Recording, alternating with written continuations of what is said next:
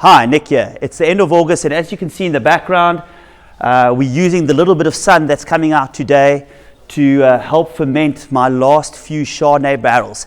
August has been icy cold.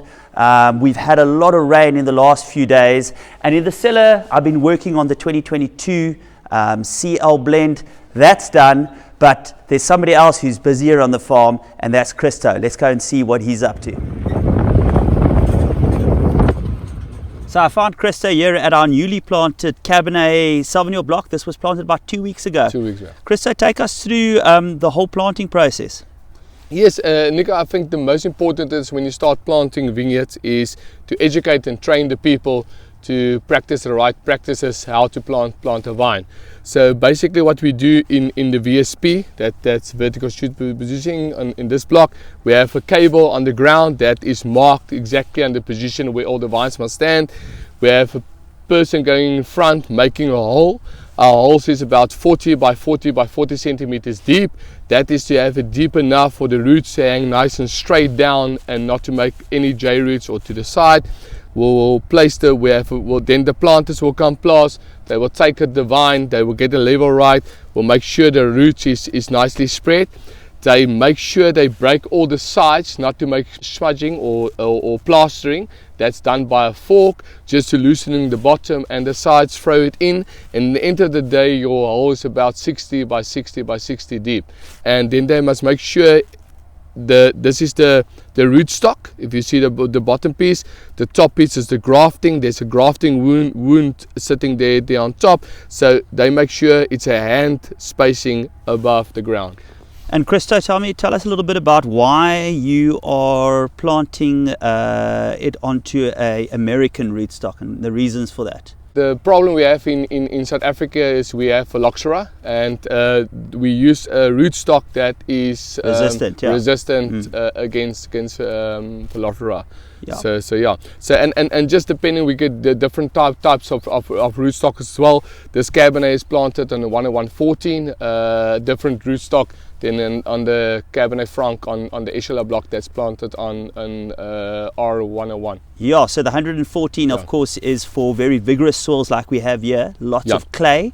So it actually brings down the vigor on the vines, because with Cabernet you don't want too much vigor, because then you get a lot of canopy growth, and you can get a lot of those very strong herbaceous flavors. So we basically match the rootstock with the soil type. And yeah, this planting as well, this is sitting on top of this hill here. You can see it's a little bit of a terrace. The terrace is also made before we plant it, and when we plant it, we do all this by rack and shovel to make it level again on the terrace, just to make it easy for the tractors to drive.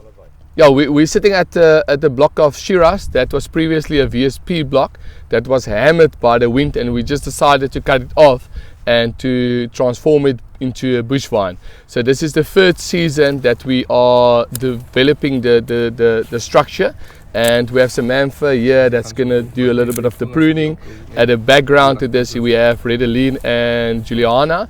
You will see that they pruning together. So if they have any questions on a vine, they all trained, they ask each other what they will do on this system, and they're just helping each other in the block.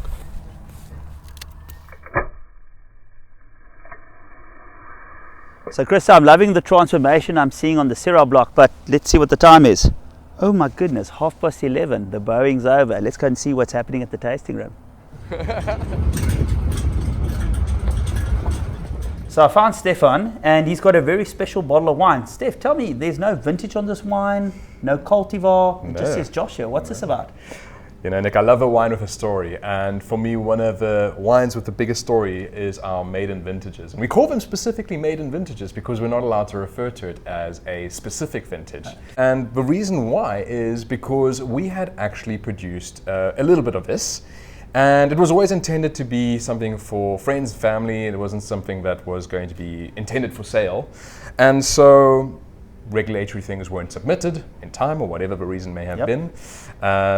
And so it was just bottled and labeled with something that was close to Adrian's and Vanessa's hearts, and it was given a name, Joshua. Joshua, Okay, yes. because that is one of their sons' name, whose birthday was on the first day of harvest. Therefore the name Joshua. Yes. And it's a very special bottle of wine. And what vintage are we looking at here? This is the 2007. 7. So whilst we're not allowed to put it on the label, we know exactly what it is. Yes. And this is special because this is the brother of the Cabernet Franc, the Les Quatre Enfants. Yep. And there's only those 2 wines that were produced in that 2007 vintage, but this is something rather special. And I love a good Syrah. I love something that stands the test of time.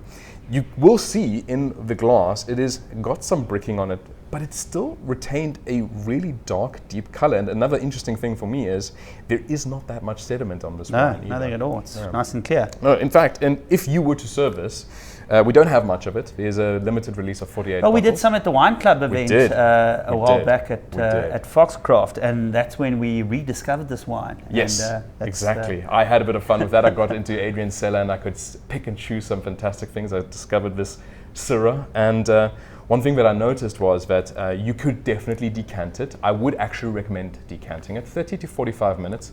There's multiple reasons why you would decant it and why you wouldn't decant an older vintage wine. For this one specifically, I'd recommend it because it does a very good job when it gets in contact with oxygen. It releases more aromas. It's quite a tertiary profile, a lot of that mushroomy, charcuterie characteristic. But there's still a bit of fruit in the background. Definitely. A lot of fruit still too, that black plum, that Kalamata olive still there. Very savory. And that expands if it spends a bit of time in the decanter. Decanter, the traditional reason is actually to remove sediment from the bottle itself, so you can use that for it too. There will be some sediment. It just has surprised me that how little it can be. So we've basically got a half an hour to finish this bottle, otherwise it's going to fall apart. So you basically get 2 or 3. There we go. So love this my is, job. You know, absolutely. I love this wine. I really love vintage wines. Yeah. I love tertiary profiles on wines, and this for me is still so awake, so much character, and it gives me all of that. And like we said, you know, we're releasing a small batch of this in this month's rather newsletter. And first fingers first is all we can say. Fastest fingers first. There we go. But thanks for sharing this with me, and I'll cheers to that. Cheers. It's Cheers. a very special wine. Thanks, Nick.